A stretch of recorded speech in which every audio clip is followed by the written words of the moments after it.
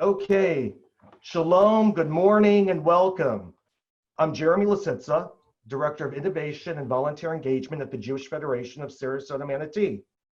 Thank you for joining this club-fed journey of World Heritage Sites in Israel with Dr. Stephen Derfler. The Jewish Federation of Sarasota-Manatee's mission is to strengthen Jewish life and identity in our community, provide for Jewish people in need, and promote support for Israel. And therefore, we are thrilled to provide our community with new and innovative programs virtually, especially in a time of such uncertainty. Dr. Derfler is an international educational consultant, archaeologist, historian, researcher, teacher, and writer. He has been uncovering the histories of ancient civilizations for over 45 years. Before I introduce Dr. Derfler, I just want to let you all know we have a new program starting a week from Wednesday. It's called Just Schmoozing, and it's an opportunity where you will meet 4 or 5 other people, will be breakout rooms, and you talk. It's just conversation and a connection. So on that happy note, this lecture will run around 53 minutes. And if you do have a question, please use the chat feature. It is my pleasure to introduce Dr. Stephen Derfler. Hello, everyone.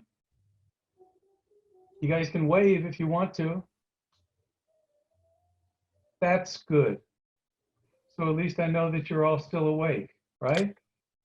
All right. Well, this is part 2 of our 4-part series. And we'll pop up the share screen, and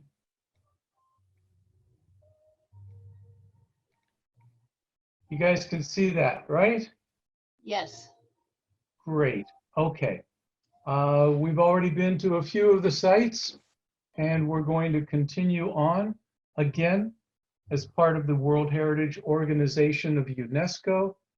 There are over 16 different sites that have been identified in Israel.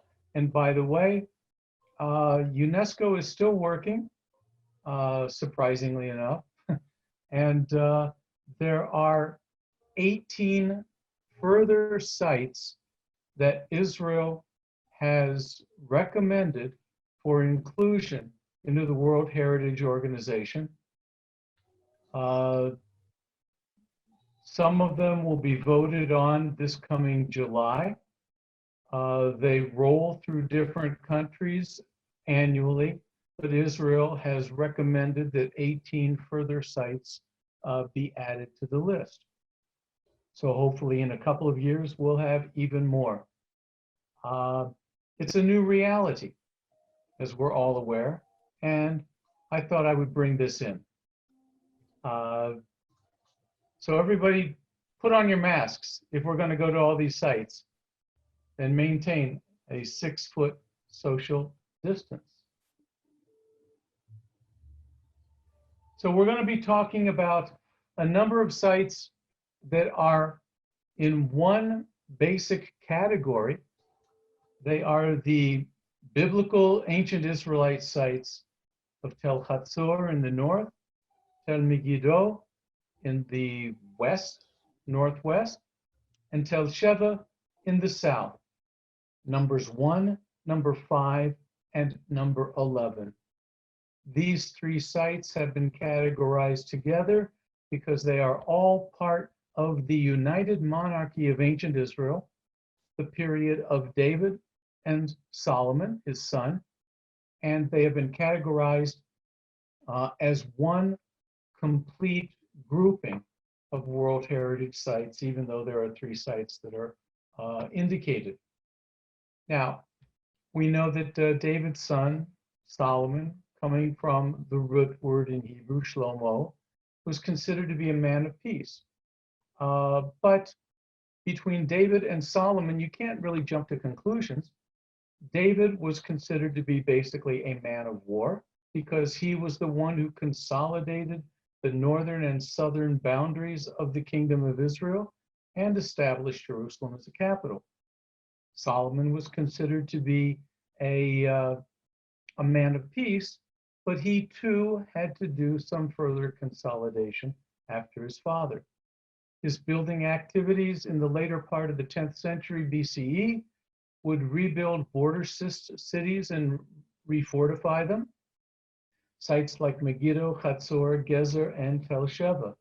He would also be noted for building the house of the Lord, the temple in Jerusalem.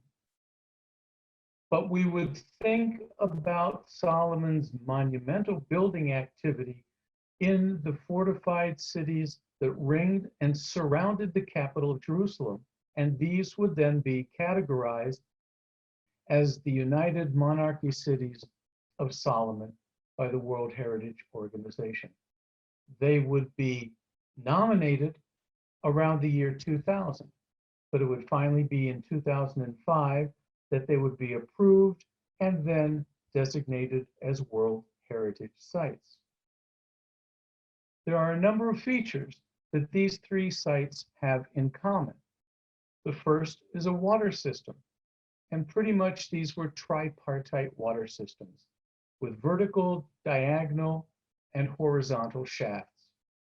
But at Beersheva, there were actually two water systems that would be discovered.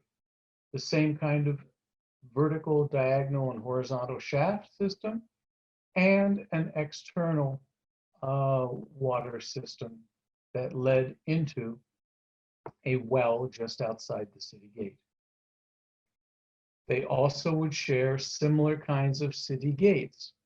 Again, these would be tripartite with 3 guard rooms on each side of the city gate, and they were all roughly the same size. We'll be getting to these as we walk through these sites in detail. And then finally, a series of buildings that today have been known as storehouses. They were 3-unit buildings that had long been identified by archaeologists excavating in the first part of the 20th century, the middle of the 20th century, and the latter part of the 20th century, initially as Solomon's stables. And as we explore these in just a few moments, we'll discover that these buildings and these archaeologists followed a rule that should be broken today, called the Bible and Spade syndrome, where people would take a Bible in one hand and a shovel in the other hand, or in Israel we would call them a Turiah, and they would try to prove the biblical narrative. This is the wrong attitude, because today in archaeology, we try to put flesh onto the bones of the biblical text, not try to prove or disprove anything, and we will understand that. So these 3 basic features are what we're talking about. And we're going to start at the north with the site of Hazor, located just overlooking the Hula Valley and the Sea of Galilee, the Kinneret, just about 20 kilometers, about 16 miles to the north. Now, Hazor would dominate the Galilee, and there were a number of different archaeologists, including John Garstang, including Yigil Yadin, who would work there. The most recent work would be carried out by Amnon Ben-Tor of the Hebrew University. And he continues to work in alternate years, even to this very day. It's the largest site in northern Israel. The Bronze Age site covered over 200 acres, and we believe that it had a population of about 20,000. But it would be the later Israelite fortress of King Solomon that would make part of the World Heritage Organization.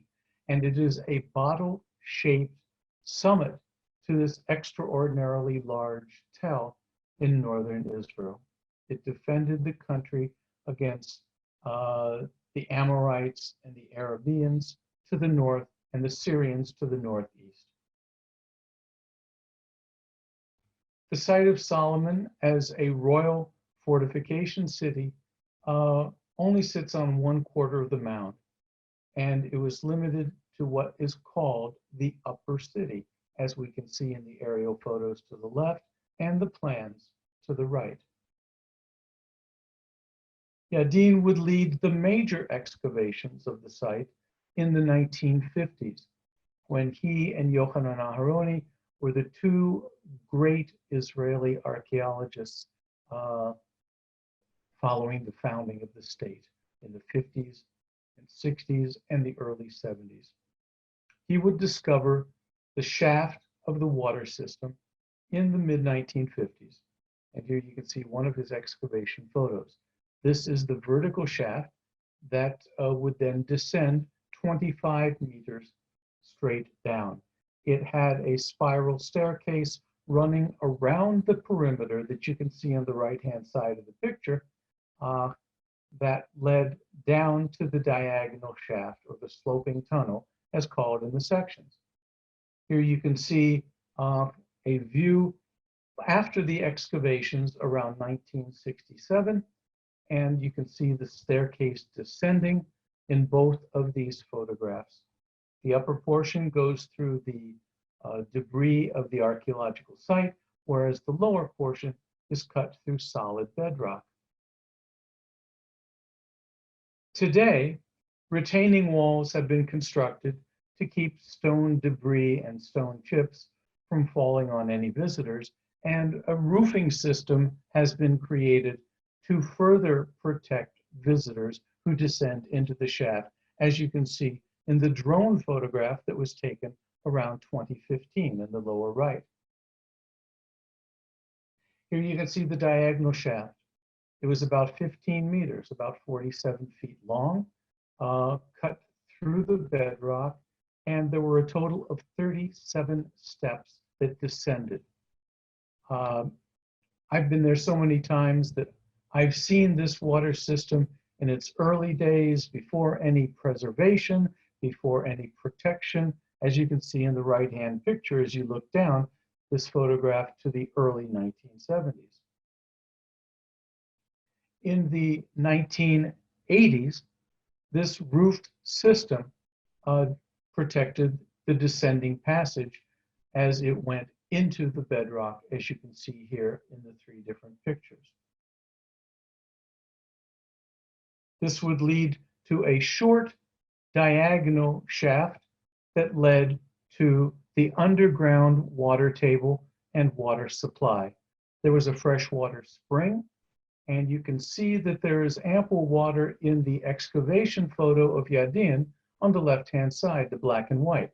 But today, because of the dropping groundwater in Israel, because of a series of droughts over the decades, this area is nothing more than a muddy mess, and there is insufficient water to come bubbling up out of the spring to this day. When it comes to the defensive network of Hazor, we find that King Solomon created an entirely new kind of fortification that we will see on all these other sites. It's what's referred to as a casemate wall. It's an inner and outer wall that has a series of partitioned rooms, just about 2 meters, 6.5 feet wide, on the inside of the wall. It would then be roofed over with a parapet for soldiers then to stand on the second level. From a distance and from outside, it looks like the same kind of solid city wall that King Solomon's father, David, would use. However, Solomon used lesser building materials.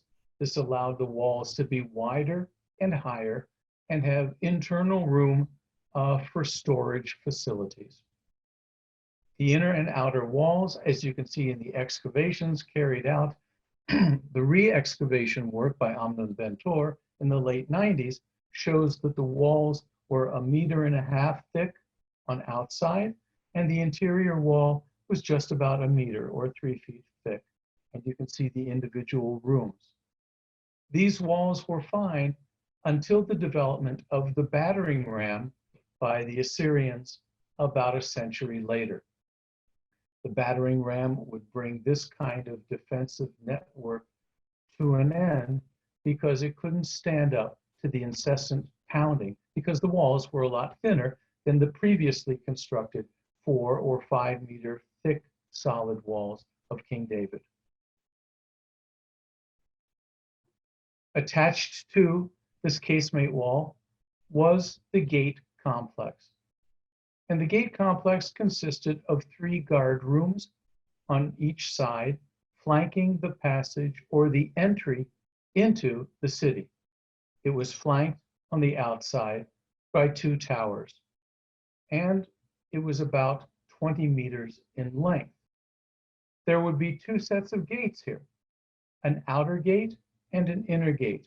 So at night, the guards in the guard rooms would be locked in, and we hoped that they had a lot of chamber pots for those cold, dark evenings between sundown and sunrise when the gates were reopened. By the way, the excavations of the city gates of all of these sites indicates a biblical passage when it talks about the elders would be sitting in the city gates to pass judgment. Well, obviously they wouldn't be sitting in the city gate because they get run over by chariots, but they would be sitting in the guard rooms when the gate was open, and many of the judges of the city and administrative officials would sit there to greet visitors and to listen to grievances as people came to the city gate complex. The lower left shows you the excavations as finalized by Yadin in the 50s and the aerial photos of the way that the city gate complex has been restored and preserved today. On the left-hand side, you can see the 2 gates that were excavated in part by Yadin and then left that way until the final work carried out for restoration and preservation by Amnon Ben-Tor of the Hebrew University and the Reshut HaGanim, the National Parks Authority of the State of Israel. And on the right, you can see the way that the restored gate complex looks today for all to visit. Running through the middle of the gate complex, under the street that led into the city, was a drainage channel. And this has become clear to us in all of the cities of Solomon that the buildings were all connected to a roof drain system with plastered drains on the plastered roofs that ran down the side walls, under the city streets, and then out the city gate to take away excess moisture. Solomon's construction technique is what we would refer to as a header and stretcher style of masonry. The limestone blocks, which we call ashlar, were all of the same size, but they were like Legos. And you can see that one course of stone would have a stretcher with 2 short blocks called headers next to it. And then the next course above would alternate with stretchers and headers. And if you look at the arrow on the left-hand side, you can see clearly the headers and stretchers in the excavation photograph.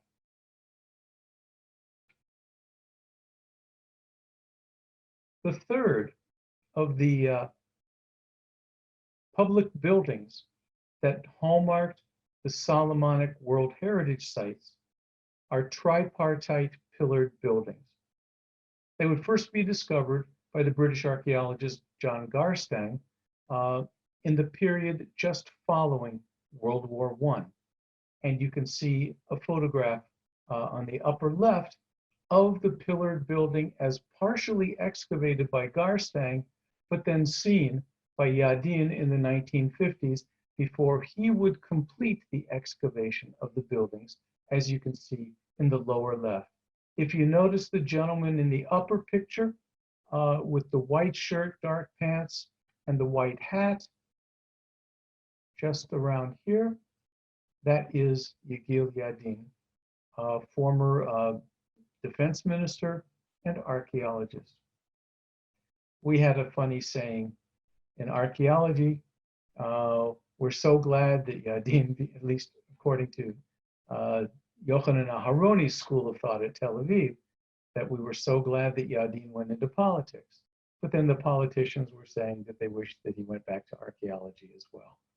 So it was a mixed bag. Here you can see that the buildings then would be fully excavated by Yadin in the late 50s. And Yadin fell into the trap that many of the archaeologists in the middle of the 20th century fell into. The Bible in one hand and the shovel or the spade in the other hand. Yadin went to 1 Kings chapter 9, verse 15, that discussed the Solomonic stable complex that served Solomon's cavalry and chariot forces. And he instantly thought that these buildings at Hazor were identical to the same kind of 3-unit pillar buildings that were discovered in the 1920s and 30s at the site of Megiddo. We'll get to Megiddo in just a minute. And they tried to explain these away as stables. Today, we have an alternative theory that seems to hold more weight than the stable theory. I was fortunate enough in 1974 to go to Hazor with members of the Beersheva archaeological faculty. And when we were there, Yigil Yadin gave us a tour of the site. And there in the lower left-hand picture, you can see Yadin trying to explain to us why these are stables and not storehouses. This is the way that they look today after being fully preserved by the National Parks Authority. But the interpretation begins to fall apart when you analyze these buildings architecturally and fundamentally in terms of purpose. The second site of World Heritage Sites as part of this monarchy fortification system of protecting the country is the site of Megiddo, overlooking the Jezreel Valley. And it's probably one of the most important ancient sites almost anywhere in the world, not just the biblical world.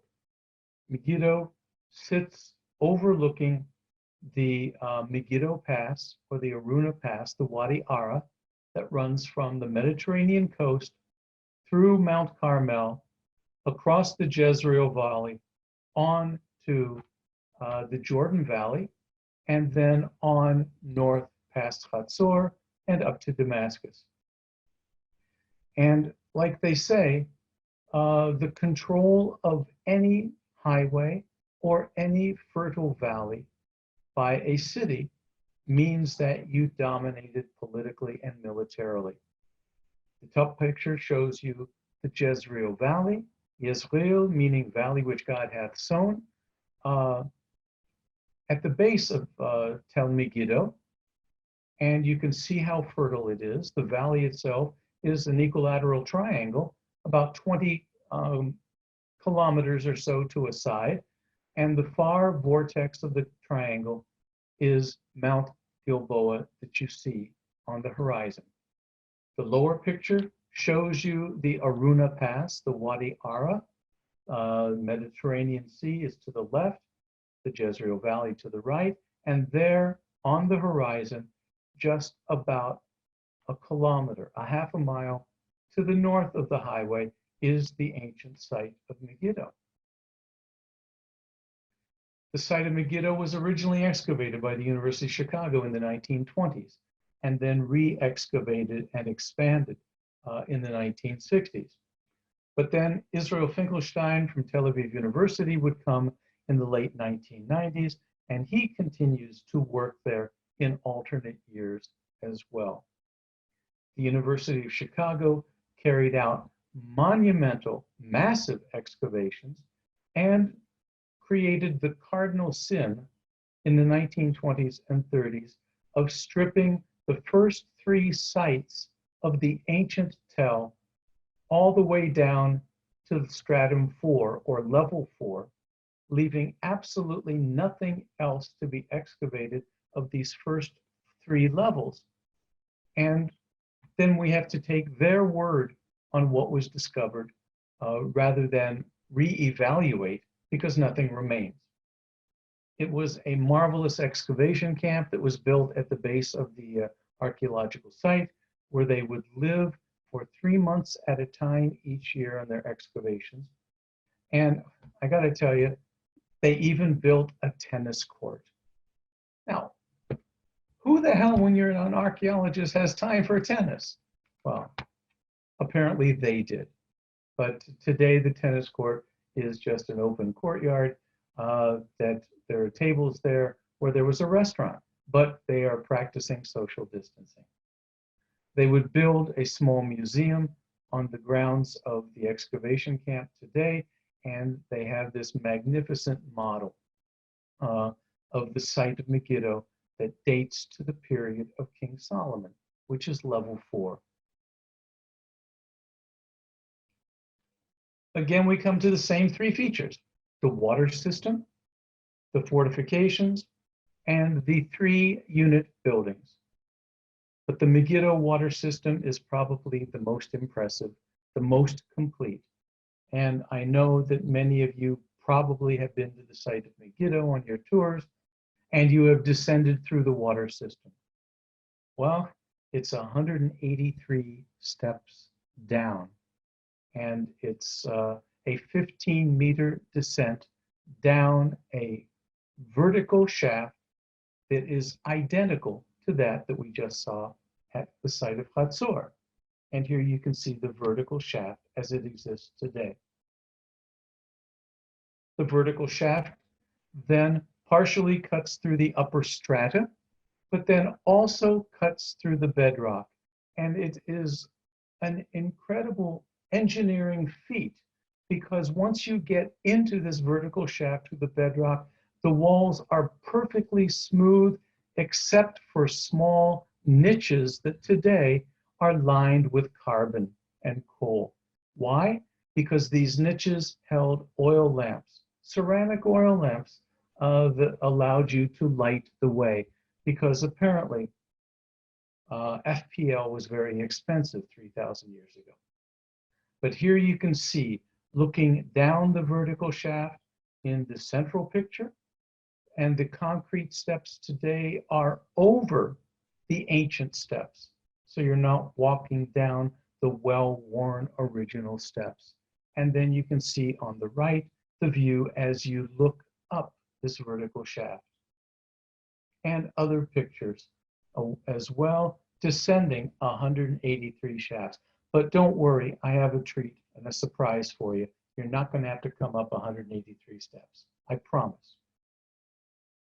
This leads to a diagonal shaft identical to Hazor. Again, it's not as precisely cut as the vertical shaft, but it's still impressive, and it runs for 35 meters, or just about 105 feet or so.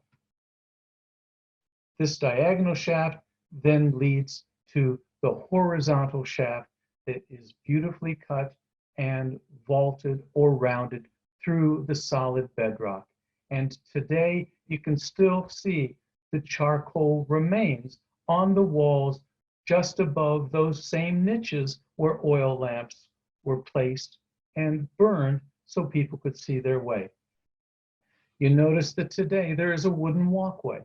It's about 1.5 feet above the original stone cut walkway. Why? Because in the winter months, the freshwater spring at the very end is filled with groundwater, and I've been there once or twice in January or February where the water was lapping at this wooden walkway.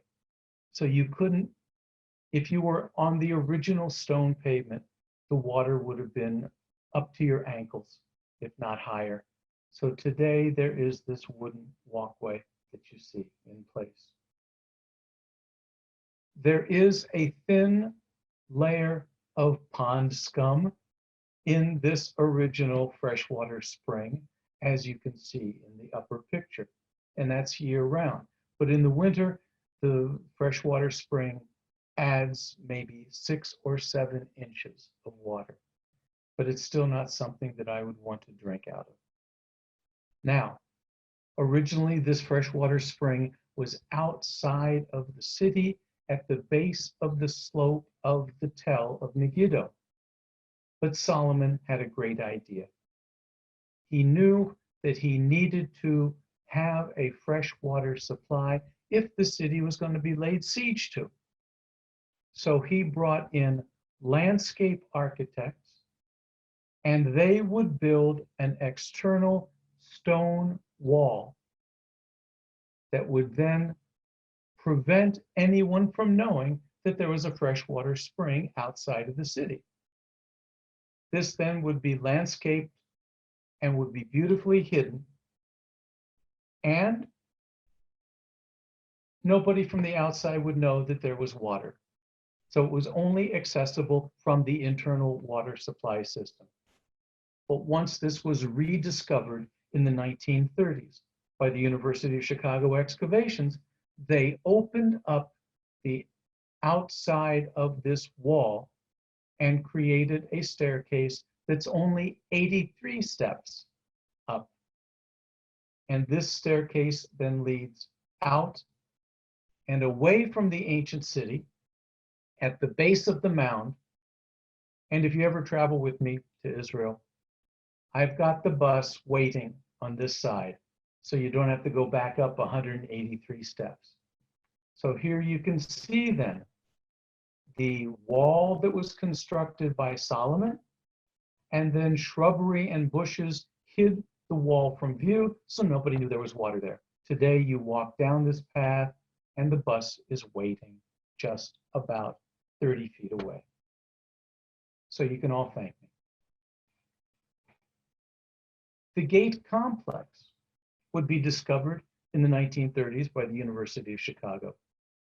And they would excavate the full gate and discover that it was exactly the same dimension that we saw at Hazor, with 3 guard rooms on each side, but there was only one tower, not 2, flanking the exterior of the gate complex.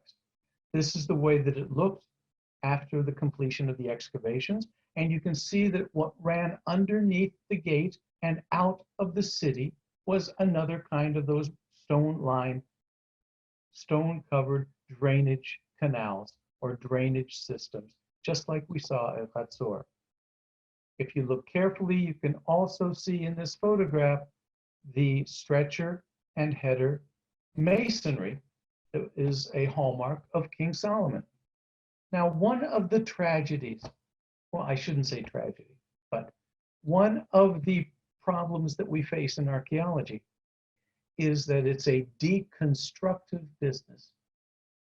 If we don't remove and excavate below, we'll never know if there's anything below us. So what the archaeologists did in the 1930s was to then remove half of the city gate after drawing, photographing, measuring, etc., to dig below it to see what was earlier. And they would discover an earlier late Bronze Age city gate.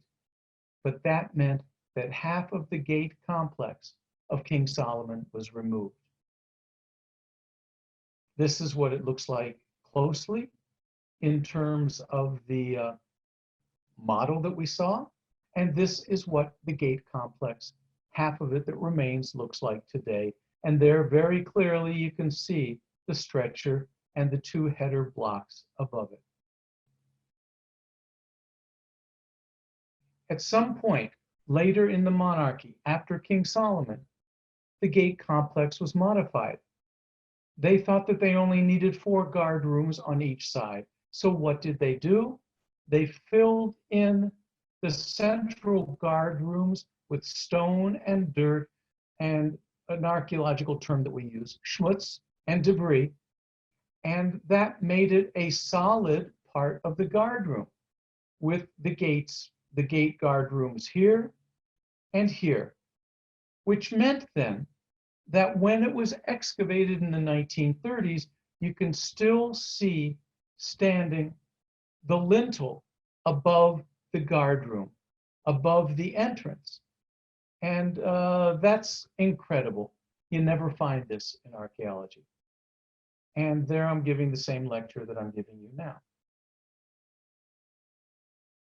In 2001, with renewed excavations, the casemate wall and fortifications were cleaned, cleared, and expanded.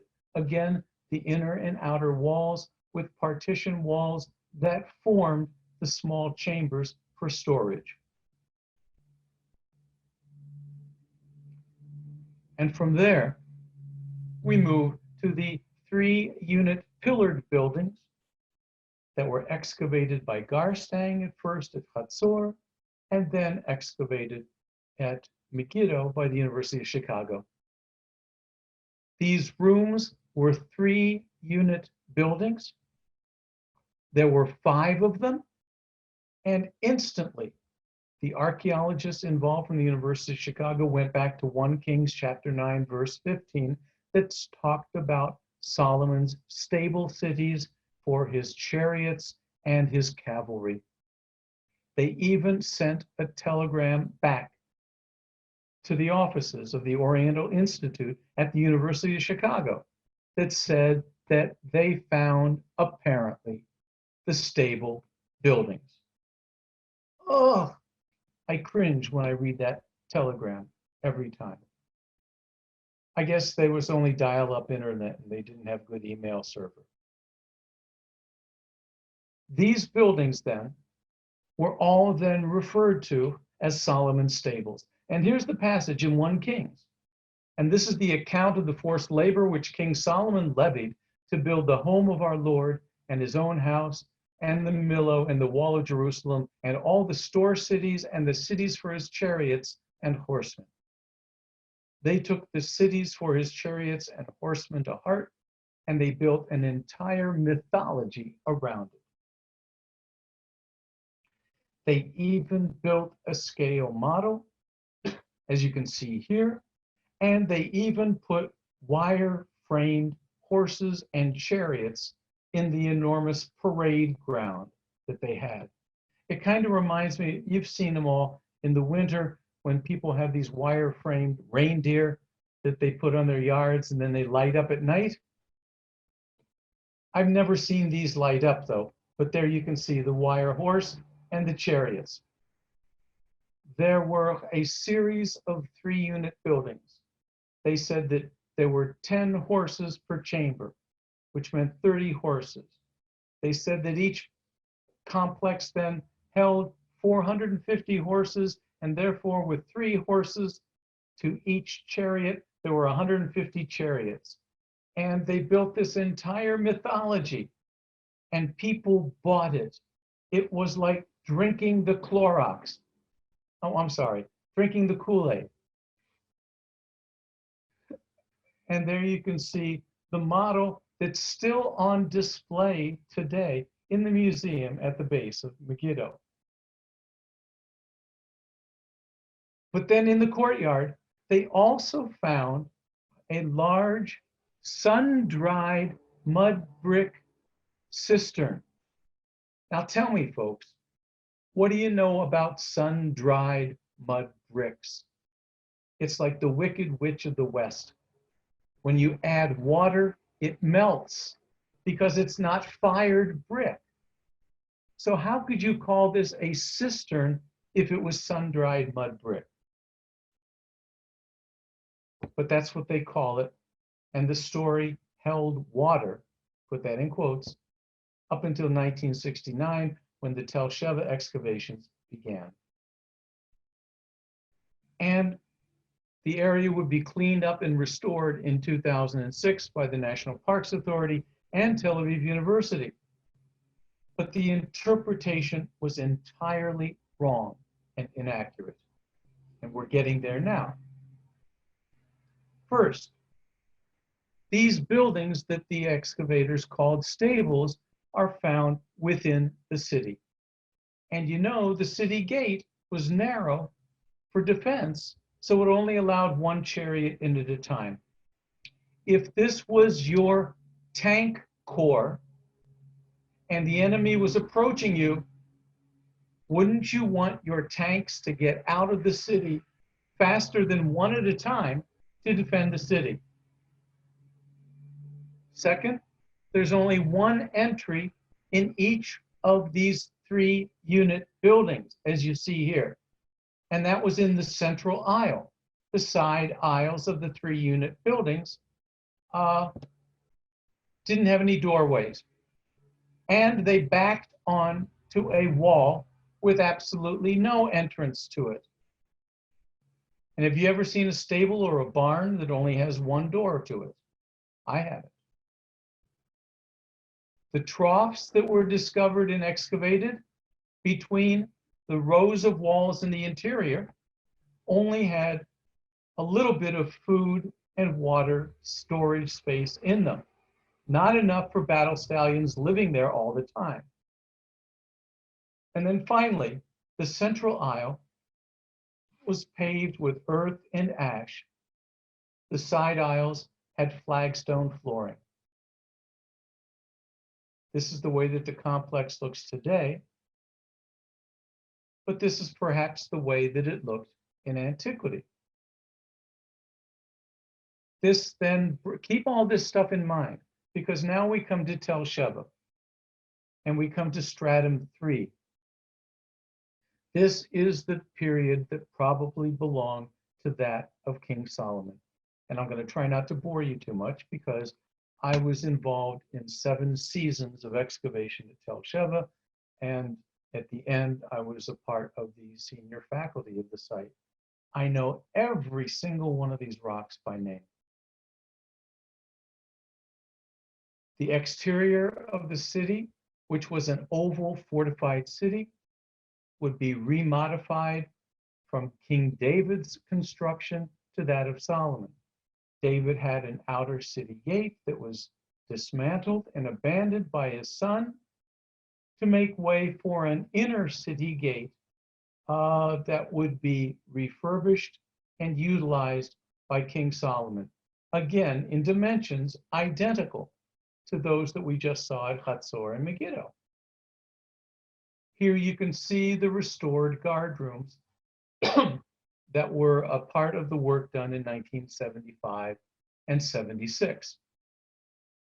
Now we can see very clearly running around the inside of the guard rooms here in the lower left-hand picture, a low brick and plastered bench, which is where the guards and the city elders would sit when the gates were opened. Unfortunately, the 2 rear guard rooms of the city gate were destroyed by the Persians about 500 years later, where they dug an enormous garbage pit for the city when it was reused in the 400s BCE. And there you can see our excavation photo of the garbage pit. And if I can digress for just a second, at the bottom of that garbage pit, there is a plastic bucket, a pair of tennis shoes, an Indiana University t-shirt, and a box of Israeli cornflakes.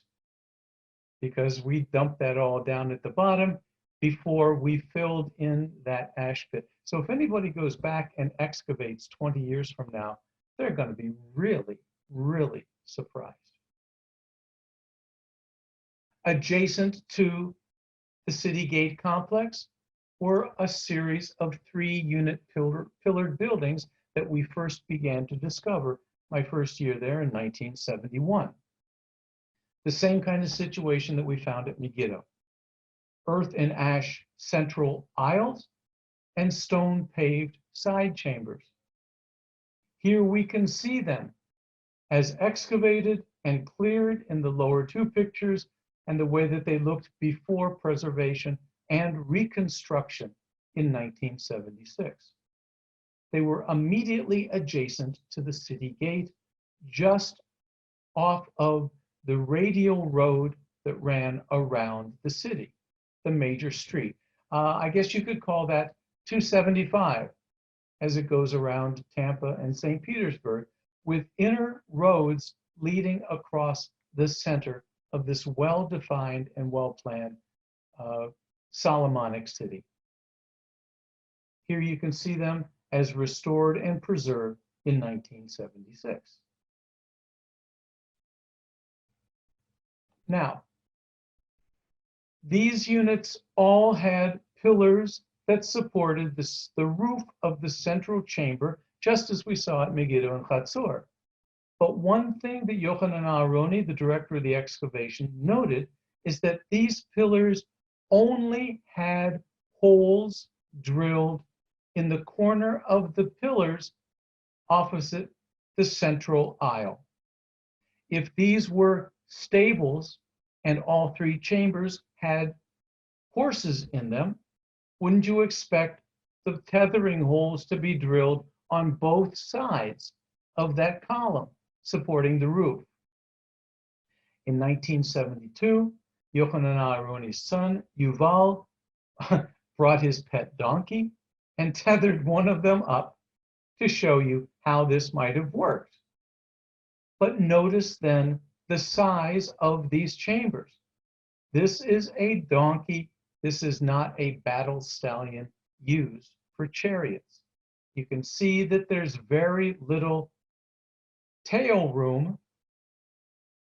It must have been a Delta Airlines coach class flight.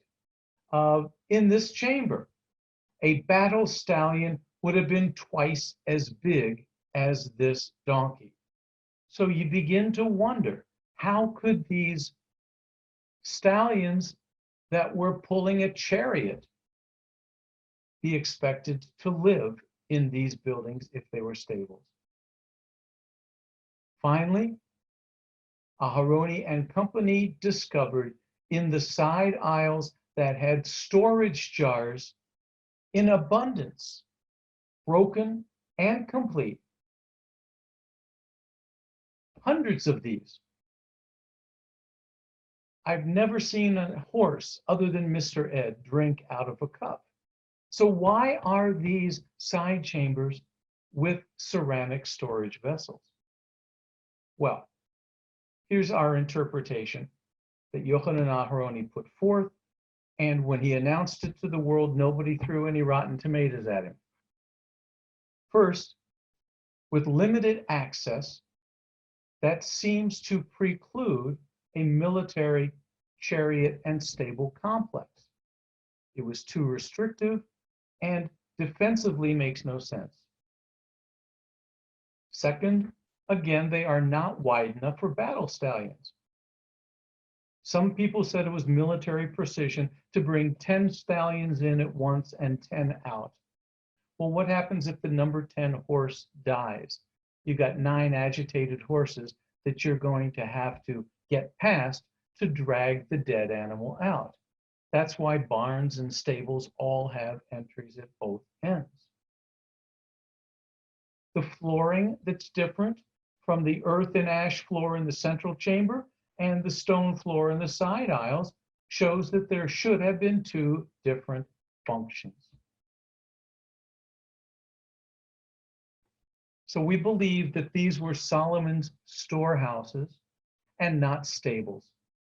It makes sense to bring 10 pack animals in, tether them, let them munch on some food and water while they're being unloaded, and then take all 10 of those animals out at the same time.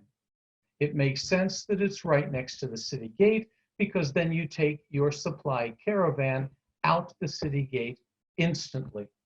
It has nothing to do with cavalry or chariots or the military. It makes more sense that any kind of chariot camp would have been discovered outside, right? Outside the city, where it could be more easily accessible and more rapidly utilized in case of emergency. And you need to remember that in 1 Kings chapter 9, it also speaks of the store cities that King Solomon had. So we believe that we have perhaps identified another aspect of that passage of 1 Kings chapter 9 based on these 3 World Heritage sites. but that simply begs the fact that the chariot and stable complexes still have yet to be discovered at Hazor, at Megiddo, and at Beersheva.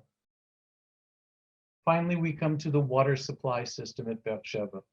And I know, Jeremy, we got a couple minutes. This was initially discovered in 1971, or 69 through 70, 71, the first year I was there. And there you can see in the process of excavation, the vertical shaft and the staircase that led down the vertical shaft.